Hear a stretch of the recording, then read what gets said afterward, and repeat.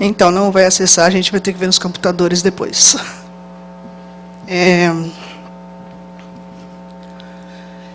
Aí nós vamos falar um pouco dos sistemas de informação geográfica, tá? Nos exercícios a gente vai ficar mais claro isso. Vou deixar mais tempo, então, para vocês fazerem os exercícios, né, do que... Como eu não vou mostrar o GeoSampa e nem o SIGS aqui, né, a gente vai ver nos computadores. A gente discutiu um pouco sobre isso semana passada, o que são os SIGs, tá? Então, eu procurei uma definição mais ampla e uma definição mais curta, né? E eu prefiro a definição de baixo, na verdade. O sistema de informações geográficas é um conjunto de sistemas, de softwares e hardwares, então, inclui desde o GPS até o programa do computador, capaz de produzir, armazenar, processar, analisar e representar inúmeras informações sobre espaço geográfico, tendo como produto final mapas temáticos, imagens de satélite, cartas topográficas, gráficos e tabelas. Esses produtos são importantes para a análise de evoluções espaciais e temporais de um fenômeno geográfico e as interrelações entre diferentes fenômenos espaciais. Foi tudo, ele explica mais ou menos tudo que a gente falou na aula passada, né? Então, o SIG serve para a gente fazer diagnósticos territoriais diversos, tá? Sistemas de informações geográficas são aplicativos, percebe que aí ele resume só no programa, capaz de reunir e vincular objetos gráficos a estruturas de bancos de dados, permitindo a realização de complexas análises espaciais. E aí entra aquela diferença que a gente estava discutindo semana passada, entre o AutoCAD e o GIS, e o SIG, né? GIS é em inglês. O SIG, no SIG, eu tenho um vetor e eu tenho um banco de dados vinculado a ele, necessariamente. No AutoCAD, não. No AutoCAD é uma tabela, é um desenho, os dois não são necessariamente vinculados. Então, eu não consigo somar, por exemplo, pegar aquela tabela do AutoCAD, jogar para o Excel e fazer uma soma das áreas, ou calcular os perímetros, né, ou fazer outras análises territoriais. No SIG eu consigo. Tá?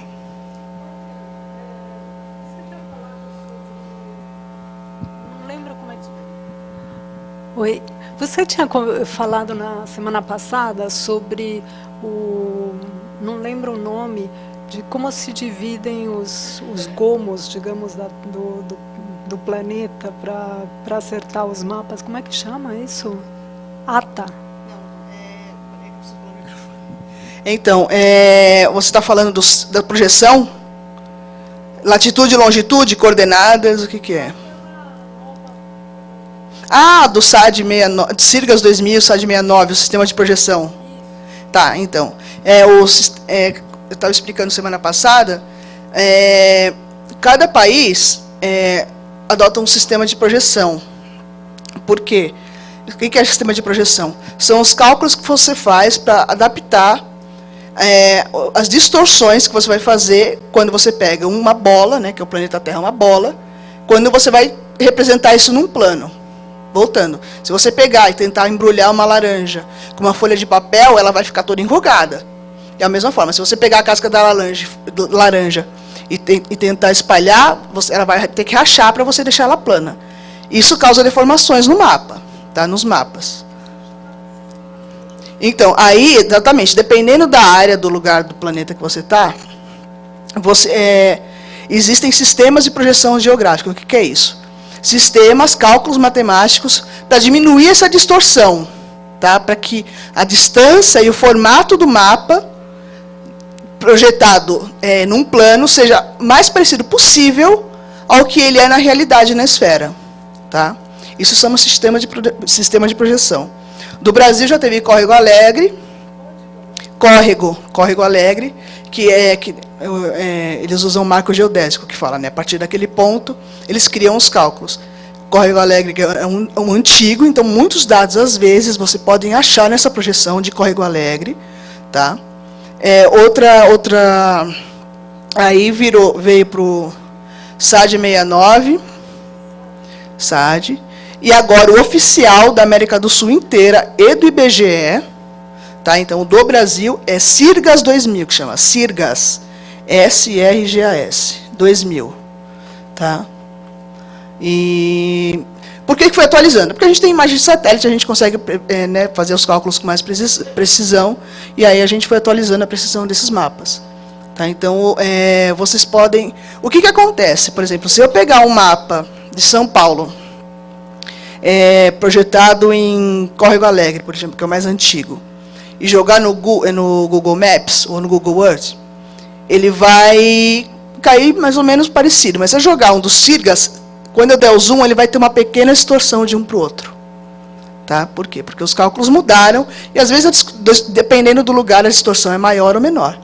Tá? Então, é muito importante. Às vezes, a gente não acha o mesmo sistema de projeção, o mesmo datum. Então, a gente usa diferentes mesmo, mas a gente tem que levar em consideração tudo isso. O AutoCAD, ele usa esse tipo de projeção? Então, aí, uma boa pergunta. Eu não sei, alguém é arquiteto, alguém é urbanista, alguém sabe? O AutoCAD usa, o Sirgas, ele usa ou ele só coloca latitude e longitude? Então, eu imaginei. Então, exatamente por isso. Porque o CAD é planas, então, exatamente. Eles são coordenadas planas. Então, você coloca o quadriculado de latitude e longitude. Não necessariamente, por exemplo, você marca, não necessariamente quando eu pegar esse arquivo do CAD e jogar num GIS, no ArcGIS, ou no QGIS, ou até no Google, não necessariamente ele vai cair no lugar certo. Se você tiver imagem de satélite embaixo, não necessariamente ele vai cair lá em cima. Ele, por exemplo, pode ser acontece muito. Você pega uma planta feita em CAD, você vai jogar no ArcGIS, e a planta de São Paulo, você vai cair no meio do oceano, entendeu? Tipo, porque a projeção ele não é georreferenciado, entendeu? Ele não tem o dado, como de novo, não sei como é que o banco de dados vincula esse vetor, mas ele não tem essa informação vinculada ao desenho. No GIS, nos sistemas de informações geográficas, a referência está vinculada ao desenho. Então, não importa. Eu tendo um programa, um arquivo em Shape, a gente vai ver mais tarde, em Shape ou KML, que é o do Google Earth, ou mesmo alguns arquivos em CSV ou Excel, eu vou pegar aquilo ali e jogar, e vai cair exatamente em cima da cidade de São Paulo, por exemplo. Tá? Ele vai cair porque ele tem vinculado a projeção e as coordenadas ao vetor. Tá? E isso economiza um tempo assim absurdo. Aliás, eu até hoje não entendo porque quem trabalha com urbanismo, né, em escala 1 para 500 mil ou 1 para 1000, ainda trabalha com CAD, sabe? Porque, sabe, às vezes tem, como eu falei, tem o AutoCAD GIS, que é o AutoCAD que faz essa ponte com... E você consegue transformar em arquivo ou vincular a coordenada, mas ele é pesadíssimo, pesadíssimo, demora para processar. Então, e não é um programa tão acessível assim, porque precisa manjar de CAD e de GIS, o que é raro, né? Gente que manja dos dois. Alguma dúvida, gente, sobre o que é o GIS? Então, imagina assim, que o GIS é uma mistura de Excel com CorelDRAW, sabe, assim, para fazer mapa, sabe, assim, ele pega as planilhas e os vetores, junta tudo num dado e cria um mapa e faz análise de dados a partir dos mapas, tá? A gente vai ver isso, quando a gente mexer nos computadores vai ficar mais fácil.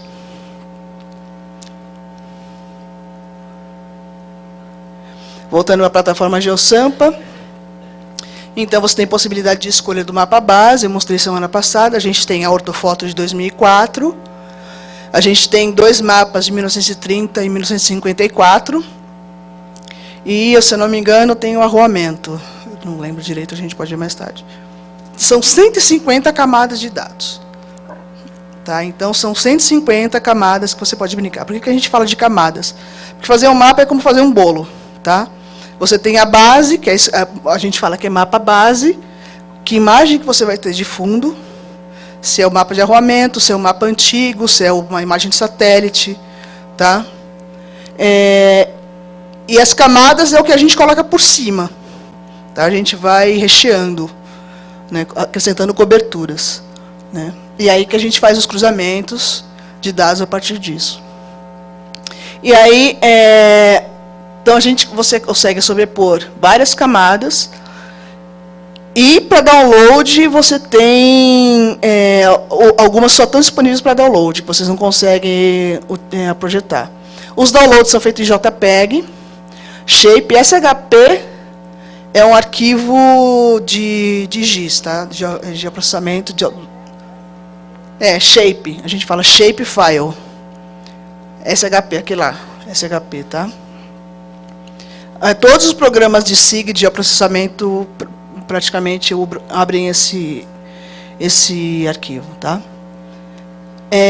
CSV, que é o separado por vírgula, é um arquivo texto separado por vírgula, tá?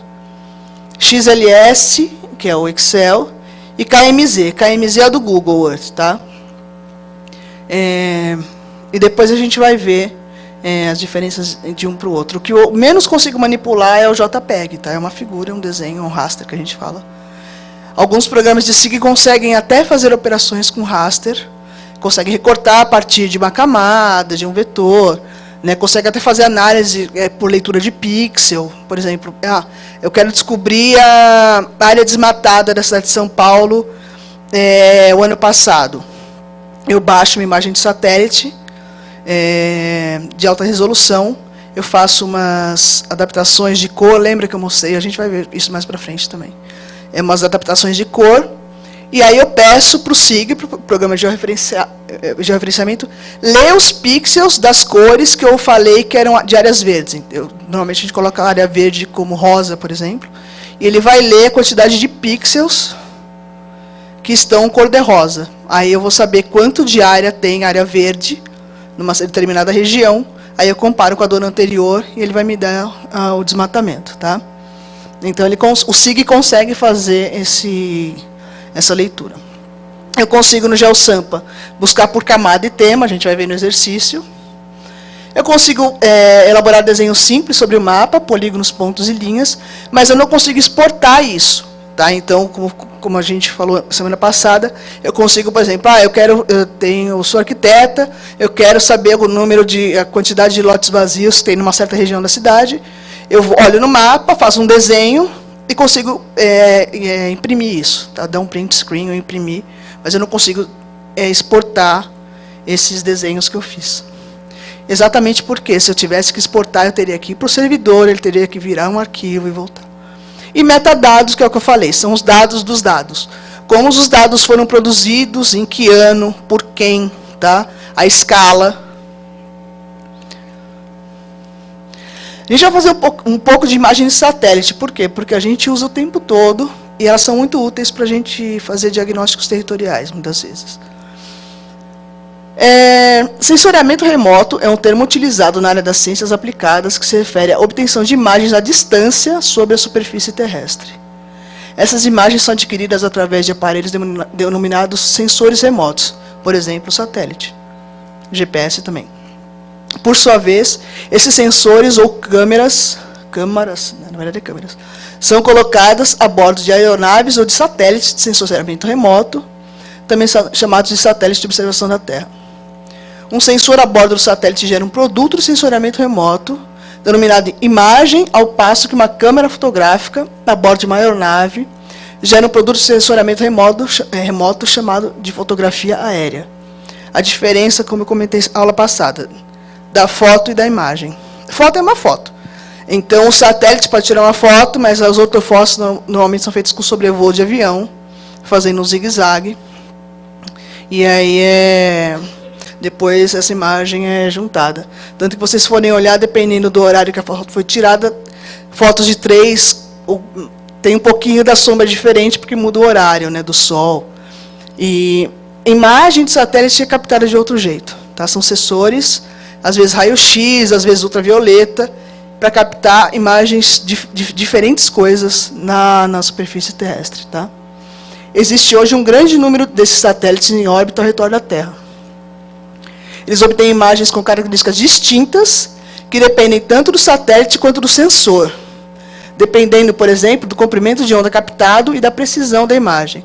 Alguns satélites conseguem captar imagens hoje com precisão de 0,3 metros, 30 centímetros. Então, eles conseguem ver objetos do tamanho de uma régua. Tá?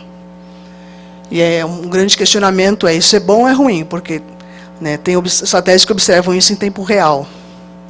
Né? Então, muita gente fala que, por exemplo, em termos de vigilância, você consegue ver se um cidadão está com uma arma na mão ou não. Né?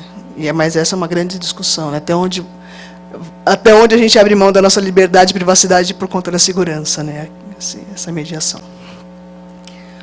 Aqui alguns exemplos de imagens de satélite. Aquela primeira lá é o satélite Landsat 8 em infravermelho. Bandas 5, 4 e 3. Bandas são... Quando você pega a imagem de satélite, você pode escolher qual bandas você vai sobrepor para te dar a imagem para você ver o que você precisa ver com mais clareza.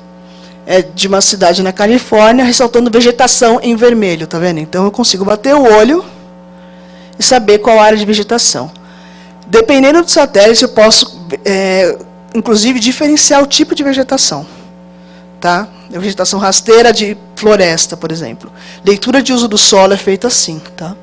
Landsat 8, Amazônia, ressaltando a supervisão de queimada. Tá? Vejam também as áreas, aí é o contrário, tá? As áreas verdes estão em verde e as áreas quadradas são desmatamentos. Tá? E aí o Pleiades, de meio metro de resolução, área urbana ao sul da cidade de São Paulo. Então, Landsat 8 é um satélite, o Pleiades é outro satélite. Tá? Tem um satélite brasileiro, Cybers, satélite nipo-brasileiro de informações terrestres, que é administrado pelo INPE. Tá? E depois a gente entra no site para ver melhor as imagens. A gente vai trabalhar com essas plataformas aqui, principalmente hoje. Tá? O Google Maps, acho que todo mundo conhece, todo mundo já entrou. Né? Ele te dá, você procura o endereço, o Google Maps vai lá e te dá o endereço. Você procura um lugar, muitas vezes o Google já sabe.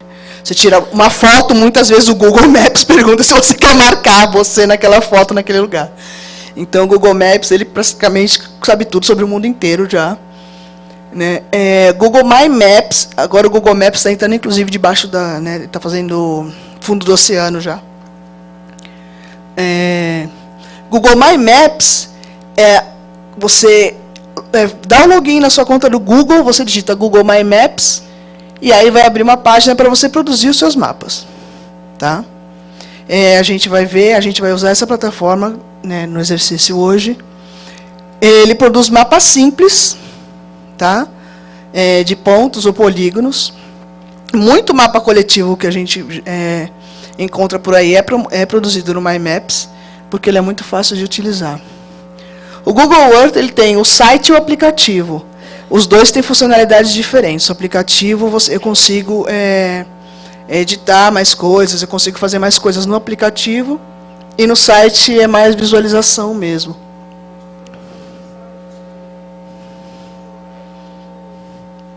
O Earth, ele é mais turístico. O site, a gente vai ver, ele é mais turístico, na verdade. A proposta é diferente. O Google Earth, ele é mais informativo, usado como base para imagem de satélite. Desculpa, o Maps. Ele é mais informativo, tá? Ele é mais técnico. Ele é mais técnico. Assim, estou falando os sites, os dois sites. O aplicativo do Google Earth, ele te permite fazer mapas técnicos. Tá? O aplicativo, não o site. O site, ele é mais só de visualização. O aplicativo também, que você baixa no celular. O aplicativo para celular do Google Earth, ele é de visualização, basicamente. Se você consegue, por exemplo, eu quero baixar o arquivo de setor censitário em KMZ do GeoSampa. Lembra que eu falei que tinha um KMZ lá? Eu consigo colocar no celular, só que não tem muito sentido, na verdade, porque para eu manipular dados e fazer mapas no celular. Né, muitos dados no celular, então é melhor você usar a plataforma. E a gente vai ver a diferença dos dois depois. Aí tem o Bing Maps, que é o concorrente do Google, que é da Microsoft.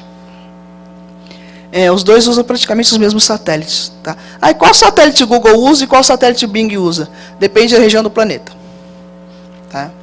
E da mesma região do país. Por exemplo, tem imagens de São Paulo que são de 2016 e tem imagens do interior da Bahia que são de 2010. Tá? Então depende da imagem de satélite disponível. Né? Então, e do investimento. O Google faz a estatística, ele fala, 10 pessoas procuram essa área no interior da Bahia por ano. São Paulo são os 300 milhões. Eu vou investir em adquirir uma imagem de São Paulo e não a imagem atualizada no interior da Bahia. Isso é um grande problema, né, para quem mora nessas áreas, fazer um diagnóstico atualizado. Imagem de satélite você pode comprar também, você pode até, se não tiver, por exemplo, eu preciso de uma imagem de satélite de uma cidade do interior do Mato Grosso, de janeiro desse ano. Daí eu ligo para as empresas que vendem imagem de satélite, elas não têm. Aí você pode pedir para ele o satélite fazer um sobrevoo e adquirir a imagem. Mas é muito mais caro. Pois não. Todos os mapas que a gente conseguiu produzir nessas plataformas em programas livres, né, em dados abertos, códigos abertos, é possível fazer a comercialização dela ou não? O que eu... Se eu produzir qualquer imagem, qualquer mapa, eu posso comercializar esse mapa ou prestar uma consultoria a partir desses dados Então, abertos ou não? o Google ele não permite que você comercialize dados, mapas usando as imagens dele de satélite, de fundo. Tá? A Bing provavelmente também não. O OpenStreet permite. Tá? Só que o OpenStreet não tem imagem de satélite, não. Ele não tem. O OpenStreet a gente vai ver depois o que é. É um mapa, tipo o mapa de ruas do Google Maps, só que ele é feito em código aberto e é colaborativo. Tá? Então as pessoas que constroem inserem informações no mapa. Tá? Então ele é de construção coletiva. Por exemplo, o CartoDB é uma plataforma muito legal de produção de mapas. E ele tem 2 tipos de acesso. Tem acesso gratuito, que te permite fazer mapas. Esses são mapas bem mais técnicos, o CartoDB e o ArcGIS Online. Tá? São mapas técnicos, mais técnicos, mas são 2 plataformas bem diferentes. Você tem um acesso público, que você consegue produzir mapas até uma certa quantidade de dados, só. Acho que são 500 dados. E ele tem uma limitação de quais mapas e o quanto você pode editar esse mapa. Daí o acesso pago ele te dá maior liberdade de dados. Você pode fazer mapas coletivos mesmo, mas várias pessoas acessando ao mesmo tempo. O ArcGIS Online é a mesma coisa. Tá? Ele é uma plataforma de produção técnica de mapas. A maior plataforma programa de software privado, né, de geoprocessamento é o ArcGIS. Tá? É o equivalente ao AutoCAD do geoprocessamento. Né? É bastante caro e tem algumas universidades que tem, porque ele tem uma versão para a universidade e ele tem o ArcGIS Online, que ele permite que você faça alguns mapas relativamente simples e algumas análises sem precisar instalar a plataforma no computador. Tá? E tem... Oi.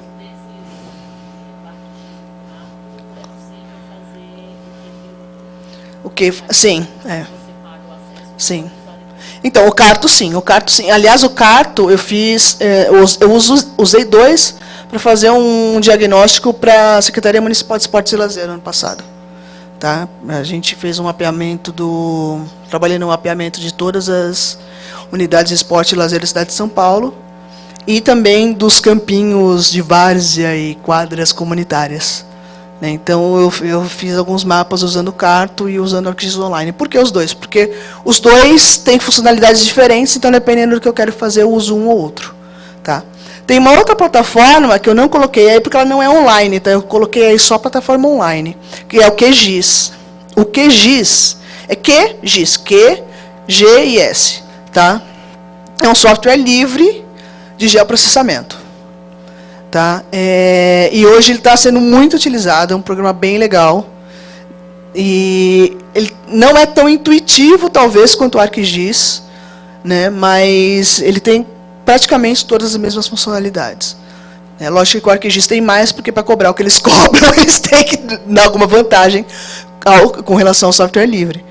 Tá? Mas, por exemplo, a Prefeitura do Rio, enquanto o GeoSampa aqui é software livre, né, não sei se a Prefeitura ou o Estado do Rio de Janeiro, a plataforma de mapas deles é baseada numa plataforma ArcGIS. Tá? Então, todo ano eles têm que pagar e renovar a licença. Tá? O ArcGIS, ele tem bastante... Ele atua bastante órgão do poder público no mundo inteiro usa a plataforma ArcGIS. Tá? Porque, qual é a diferença do QGIS para o ArcGIS? É a diferença de qualquer software livre. O ArcGIS, por exemplo, se eu sou uma prefeitura e eu contrato uma plataforma ArcGIS, eu vou ter toda a estrutura da empresa, né, que representa o ArcGIS para te dar o suporte. O QGIS não. O QGIS eu vou ter que pegar os técnicos, treinar, entendeu? Vou ver quem sabe para fazer a manutenção. Então a diferença é essa, né? É questão de suporte mesmo, tá?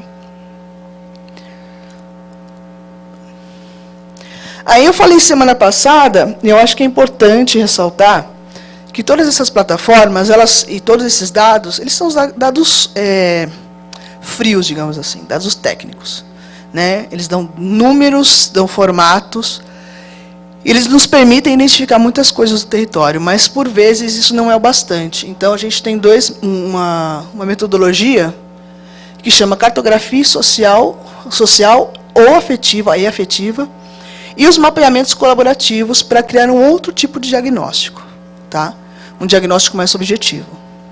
E eu acho importante ressaltar isso, principalmente, por exemplo, como a gente estava discutindo ano passado, quando a gente vai tratar de questões como a Cracolândia, tá? Ou comunidades tradicionais, tá? Que a gente precisa compreender o território de uma outra forma que os dados cruzes já produzidos não nos mostram. A cartografia social permite às populações desenhar, com a ajuda de profissionais, mapas dos territórios que ocupam. Em vez de informações técnicas, os mapas sociais são construídos de forma participativa e apresentam o cotidiano de uma comunidade. Neles são colocadas localidades, rios, lagos, casas, equipamentos sociais como hospitais, escolas e outros elementos que as populações envolvidas julgam importantes. Então, por exemplo, eu posso fazer um diagnóstico de uma terra indígena, desenhar um mapa de hidrografia. Eu sei onde estão os rios. Eu não sei o que cada rio daquela região significa para aquelas populações indígenas. Eu não sei onde é que eles pescam. Eu não sei se eles pescam em épocas diferentes em cada rio, peixes diferentes em cada rio. E isso me dá uma informação importante, porque isso vai interferir nesse diagnóstico, tá? Em como essas populações ocupam esse território.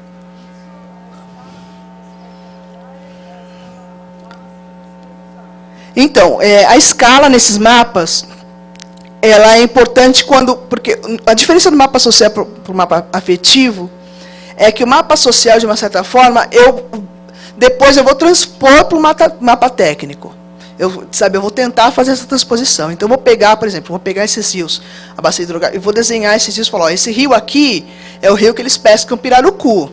Esse rio aqui, eles usam para pegar água, eles não pescam, eles, não sei, tá? Tô chutando. Né, eles usam para pegar água, e esse rio é sagrado para eles. Eles não usam para pescar, eles usam para oferendas. Não sei, tá? E aí eu vou colocar isso no mapa técnico, e aí eu vou fazer o cruzamento das informações técnicas, né, e o que eu achar pertinente. O mapa afetivo, a gente abre mão da escala. Inclusive, a distância é subjetiva.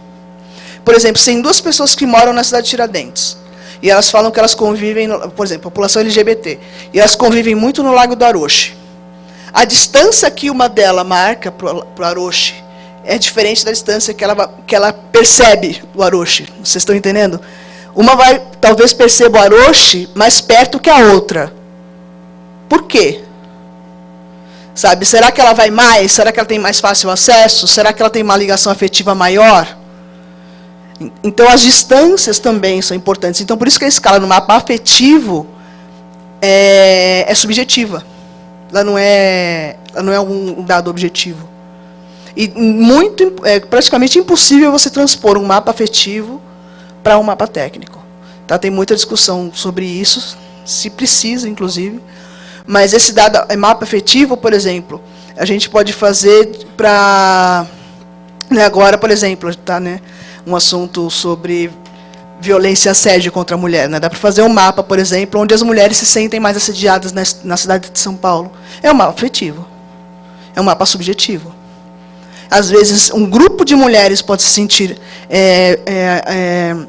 oprimida e violentada num certo ponto, e outro não. Né? As negras podem se sentir inferiorizadas num lugar, e brancas não. Classe alta, média. Tá? Então, é um mapa subjetivo. Oi? Muito indicativo. Sabe? É fundamental. Tá? Muitas vezes esses mapas são fundamentais para o meu diagnóstico ter uma certa lógica. Às vezes, sabe, eu cruzo os dados e eu não entendo. Daí eu faço um mapa social e um mapa afetivo, daí eu entendo o que está acontecendo.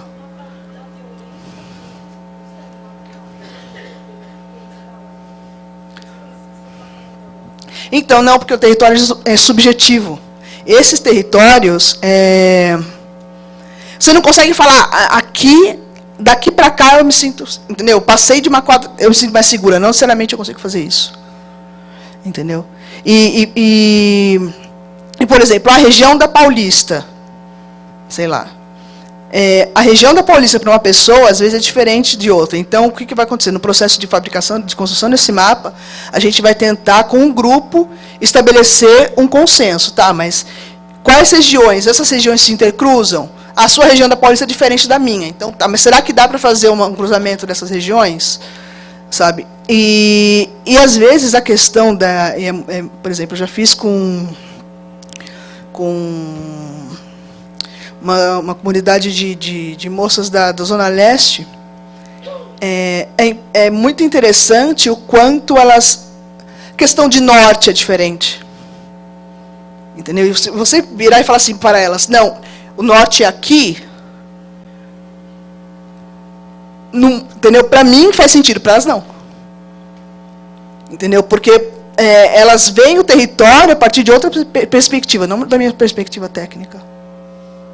Entendeu? Então, elas desenharam o mapa, quando a gente foi começar a fazer esse mapa afetivo para elas, foi um mapa afetivo e social ao mesmo tempo.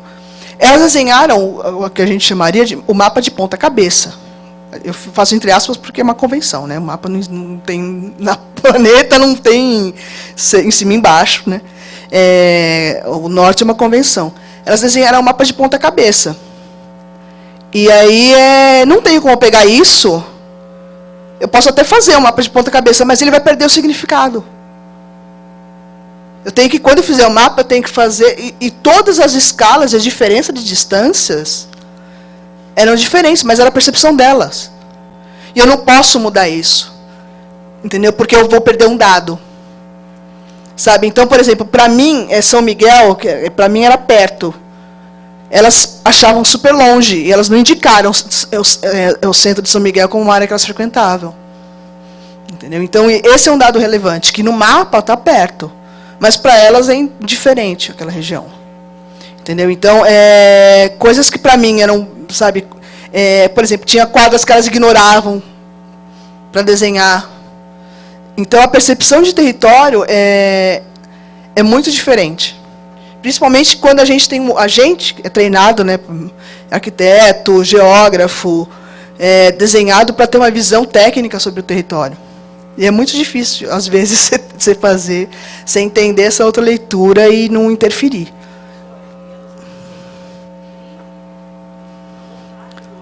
Exatamente.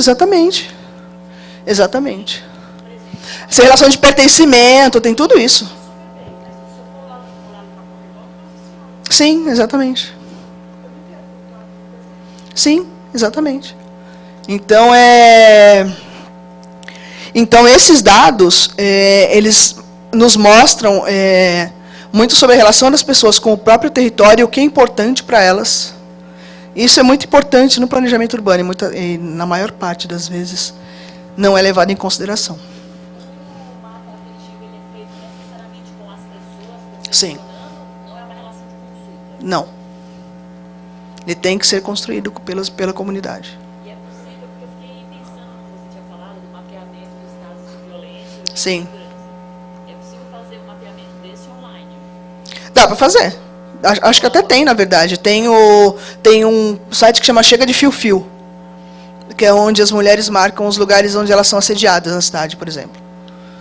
né? E é colaborativo, você se inscreve na porta. Então, aí tem vários jeitos da gente fazer mapas colaborativos. A gente pode, por exemplo, eu posso pedir para as pessoas se inscreverem, dar um login para a pessoa, e a pessoa vai lá, ela mesma marca o ponto, ou a pessoa me manda um e-mail para a administradora do site, para o administrador do site, indica as coordenadas, e aí depende do quanto você confia, quanto você quer que as pessoas tenham acesso, né? Porque daí, dependendo do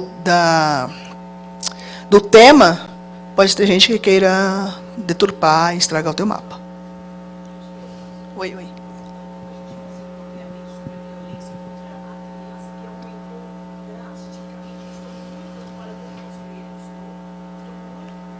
Claro que tem.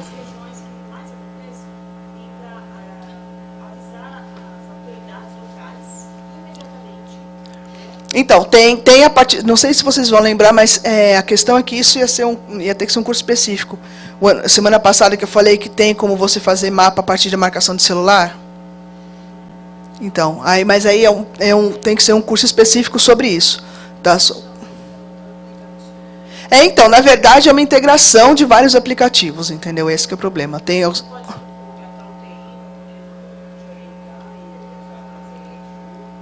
Pode, a gente pode conversar para fazer, sim, claro. É possível, sim. Tá? Então, e o mapeamento da violência, o que pode ser também, pode ser online, tá? Mas, porque uma vez que eu coloco o ponto no Google My Maps, por exemplo, ele aparece o ponto lá, tá? E eu coloquei o ponto já está disponível online. Mas, o que dá para fazer, já dá para fazer, e pode ser um dos temas, se vocês quiserem mais tarde, é fazer o mapa a partir de dados de ocorrência ou do conselho tutelar. Tá? Agora, a gente tem que pensar onde é que acha esses dados, se esses dados estão disponíveis já online, eu só preciso para lá e para pedir o dado de tal região.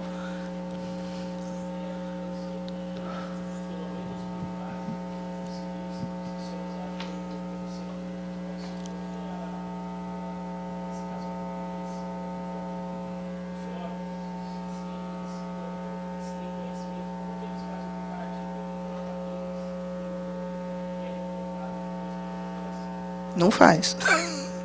Não faz. Tá? Por exemplo, na verdade, dados de violência são dados bem complicados, na verdade. Tá? Não são... Muita coisa é muito difícil de você conseguir. Dependendo do tipo de notificação, por exemplo, estupro e assédio são subnotificados pra caramba. Tá? Então, dado de estupro, assim, você tem, mas não reflete em nada o que acontece. Aliás, eu acho que na maioria dos casos de violência doméstica, furto, tá, você não tem, assim, todos os dados são subnotificados. Então, o dado de segurança pública muitas vezes são sigilosos, então não é tão simples. Tá? Uma das coisas que se a gente for conversar sobre a Cracolândia hoje, uma das maiores complicações, às vezes, vai ser encontrar esses dados. A gente não vai... Secretaria de Segurança Pública teria. Muitas vezes a gente encontra muitos dados em trabalhos acadêmicos, tá? Tese e dissertações, porque daí a pessoa vai lá, fuça, pede para... não tem digital, vai lá no arquivo, fuça, faz pesquisa, apela para lá e lá é aquilo, né? Lei de acesso à informação. Você pede, daí tem um tempo para responder, daí se ele não quer, ele vai te enrolar, sabe? Uma hora ele tem que te dar alguma resposta, mas não é tão ágil assim. Mas trabalhos acadêmicos normalmente têm bastante informação sobre dados que a gente não consegue... e o bom dos trabalhos acadêmicos também é que às vezes eles já fizeram um filtro, né? Sabe, às vezes a gente tem que elaborar todo um filtro, sabe? Eles fizeram já o caminho das pedras e já tem algumas informações interessantes. Mas, gente, dá para fazer mapa de tudo. Se eu quiser fazer um mapa, sabe, da quantidade de margaridas que existem na cidade de São Paulo, eu posso, entendeu? Sabe? Posso fazer mapa de qualquer coisa, até coisa subjetiva, a partir de dados, sabe, assim,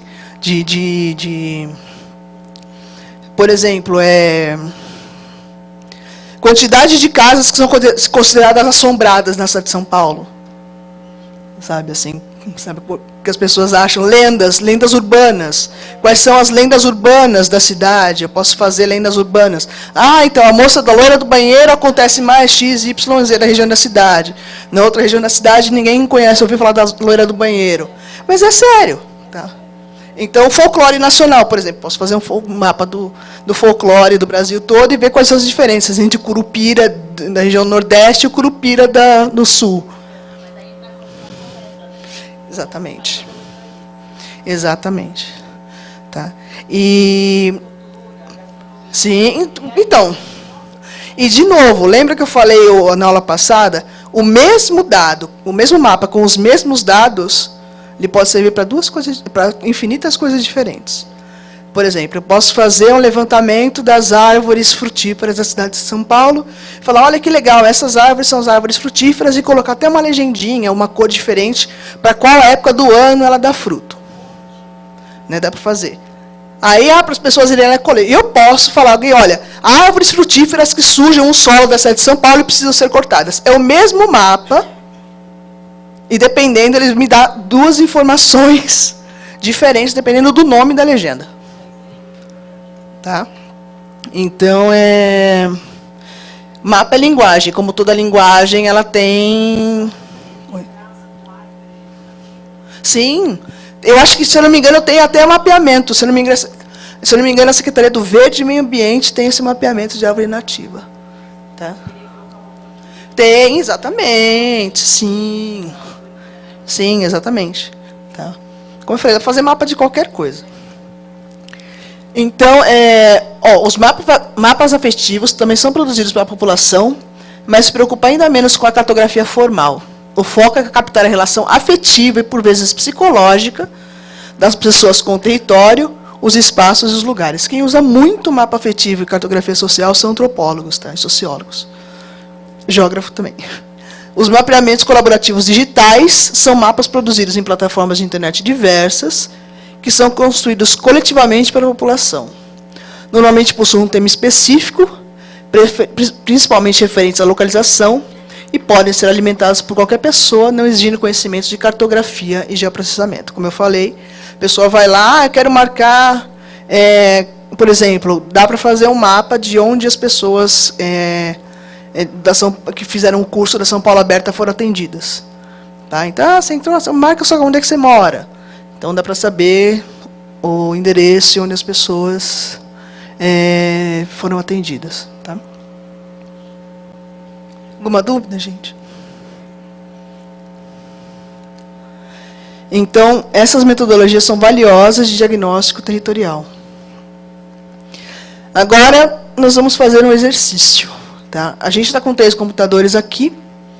Então, a gente somos em 3, 6, 9, 12, 15, 18. Tá. A gente vai dividir em 3 grupos de 6, então. E aí vocês, o que vocês preferem? Vocês preferem escolher, dividir os grupos por região da cidade que vocês moram, por tema. A gente define 3 temas, se vocês se dividem por tema, ou qualquer outra metodologia de divisão de grupos que vocês queiram. O que vocês acham? 3 temas? Ou região da cidade. Tema ou região da cidade? Tema, tá. Semana passada propuseram um dos temas como Cracolândia. Pode ser um dos temas? Quem se interessa? 1, 2. O que mais? Qual que é o seu?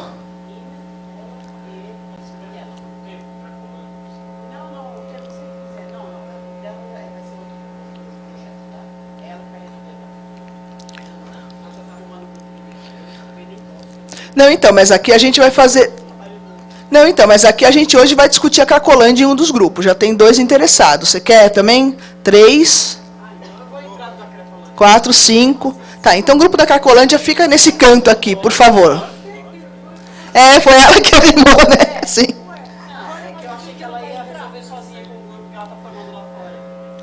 Então, Cracolândia fica nesse canto aqui da sala, por favor.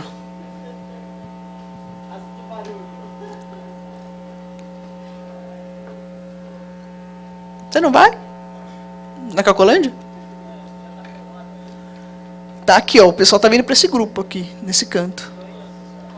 Não, tá. É, pode ir, pai, não.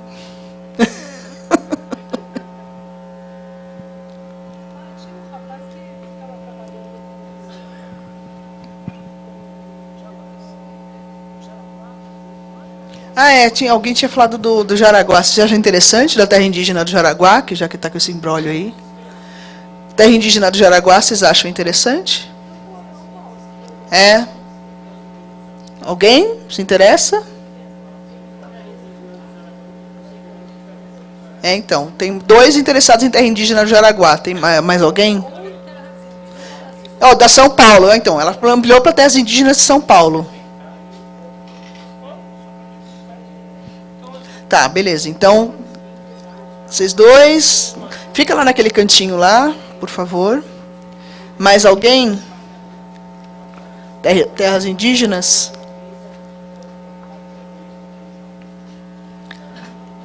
Tá, e aí agora vocês que ficaram, proponham um tema. Assédio? É, então, tem mobilidade. Mas o que de mobilidade?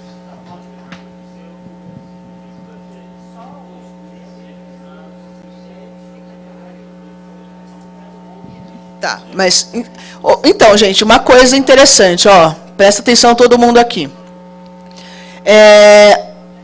Quando a gente... Lembra que eu falei, logo na primeira aula, no comecinho, que quando a gente vai fazer um diagnóstico territorial, a gente tem que ter muito claro o que a gente vai fazer e para que a gente vai fazer. Então, não adianta, por exemplo, um dado, por exemplo, dados de bicicletário, eu posso baixar um mapa e colocar e está pronto. Entendeu? Assim, o dado está lá. Não é um diagnóstico territorial, entendeu? É um dado que já existe. Então, o que vocês acham que vocês gostariam que necessita uma área que vocês acham que tem algum problema ou precisa de uma intervenção, ou um tema que vocês gostariam de fazer um diagnóstico territorial disso? Acessibilidade? Qual recorte? O que você ia... Qual o enfoque? Qual o enfoque da acessibilidade? Acessibilidade nos bairros seria, né? Mapear quais os bairros seriam que tem mais acessibilidade. É assim que funciona? Não, sim. Então, tá, vamos falar de acessibilidade. Então, um bom dado de acessibilidade, uma boa proposta de pesquisa, né, de diagnóstico territorial é ver quais dados existem sobre acessibilidade na cidade de São Paulo, que estejam mapeados, tá? Ou se é possível mapear os dados existentes. Pode ser? Tudo bem? Então tá. Então, ó, aqui eu achei que ficou bem interessante, na verdade, porque aqui ficou Cracolândia, que é um assunto espinhoso e territorial, mas fundamentalmente social, tá? Mistura várias questões. Terras indígenas, que é territorial e social também, e acessibilidade, que também é territorial e social, mas vocês perceberam que são 3 coisas diferentes, tá? 3 enfoques bem diferentes. Então, eu vou distribuir os 3 computadores para vocês. Vou pegar,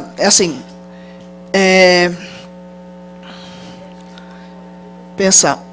Pode ficar um grupo aí nessa mesa? Você acha que rola? Então, ó, eu vou colocar o computador de vocês naquela mesa lá, vocês ficam lá em volta. O de vocês eu vou colocar aqui, tá? E um outro grupo vem aqui em cima, que eu coloco... Ai, não, para você é ruim. Não.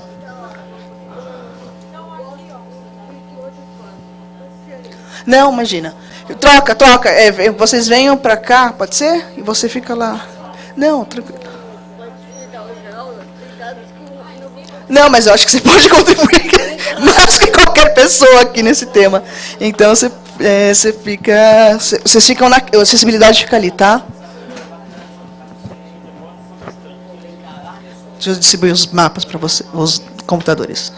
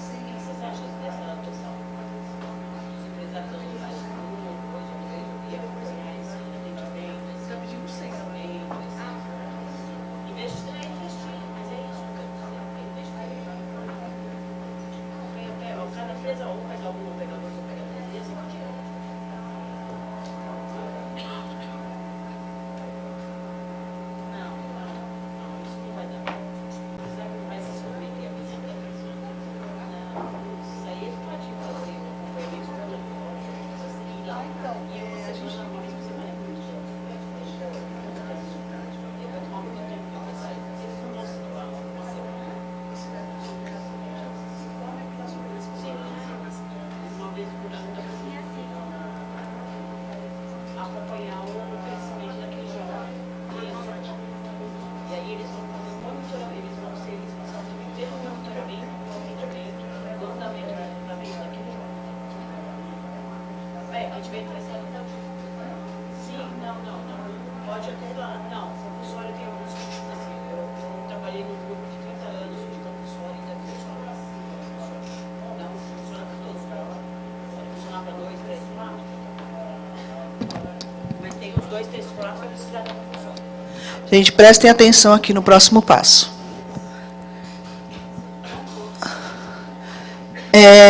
Primeira coisa, vocês têm terras indígenas, Cracolândia e acessibilidade. Vocês têm que definir um recorte, um tema. Como em toda pesquisa, você tem que fazer uma pergunta, tá? Porque senão vocês vão ficar buscando dados aleatórios, tá? Então, o que vocês querem saber sobre terras indígenas? Tá? O que vocês querem saber sobre acessibilidade na cidade? E o que vocês querem saber sobre a Cracolândia? Então, o primeiro passo é vocês definirem essas perguntas, essas questões. Não, então, não. Agora, vocês, eu não vou passar nada. Vocês têm que decidir o que vocês querem saber sobre a Cracolândia. Entendeu? Porque vocês vão fazer um diagnóstico do território, um diagnóstico territorializado. Entendeu? Vocês vão buscar dados que deem informações sobre o território da Cracolândia, ou que possam virar dados sobre o território.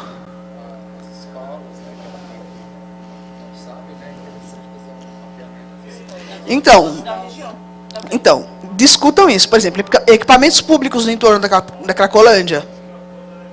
Tá. Aí, por exemplo, eles definiram que eles vão pesquisar equipamentos públicos no entorno da Cracolândia. Para quê? Para quê?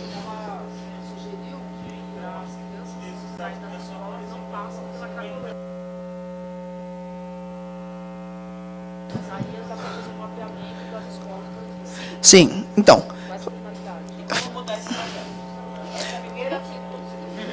Oi? Então, mas aí, aí eu vou fazer, mas aí a gente vai trabalhando junto. Para saber que trajeto que as pessoas fazem, que as crianças fazem quando elas saem da escola, o que eu precisaria saber? Onde elas moram e onde elas estudam. E como, não necessariamente onde elas moram, como elas voltam para casa. Sim. Entendeu? Algumas voltam a pé. Algumas voltam a pé, algumas podem usar o trem, algumas podem usar o ônibus, entendeu? Então. Passaram essa demanda. Eles estão vendo eles usarem, passando a pé para ir para a escola. Entendi. Então, vão guardando essas informações e discutindo isso. Gente, olha, prestem atenção, ó. Vocês têm que definir, então, o recorte. O que vocês querem saber sobre acessibilidade? Qual a pergunta que vocês vão responder? Eles falaram, eu vou mapear os equipamentos públicos e principalmente as escolas no entorno da Cracolândia. Perguntei, para quê? Para saber, porque ela falou que tem crianças que estão voltando na escola, passam por ali e começam a usar. Tá? Não, a ver eles usando. Ver eles usando. Entendeu? Então, o que acontece? O que eu preciso saber para saber o caminho que as crianças fazem? A origem e o destino. E principalmente como. Se elas vão a pé, se elas usam bicicleta, se elas vão de metrô, se elas usam ônibus, se elas usam trem. Tá? Onde é que eu vou achar esse dado? Não sei. E aí vai ser a próxima fase. Gente, prestem atenção aqui agora. Depois que vocês definirem o tema, vocês vão pensar numa metodologia. O que vocês têm que levantar, que dados vocês precisariam levantar, o que vocês precisam saber, que dados vocês vão cruzar para entender o que vocês querem entender. Tá?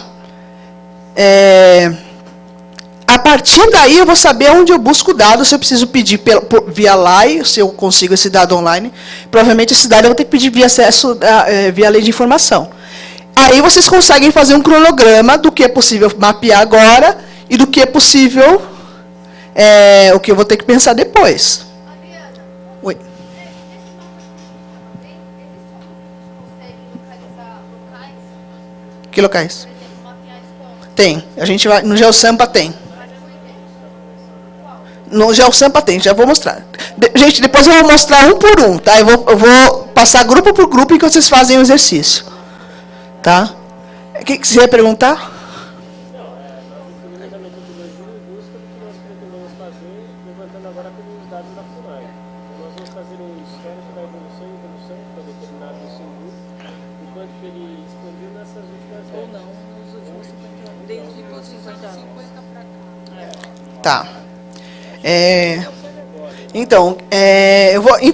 Calma. Então eu vou entregar um papel para cada grupo e vocês vão escrever nesse papel temática e os passos da metodologia, tá?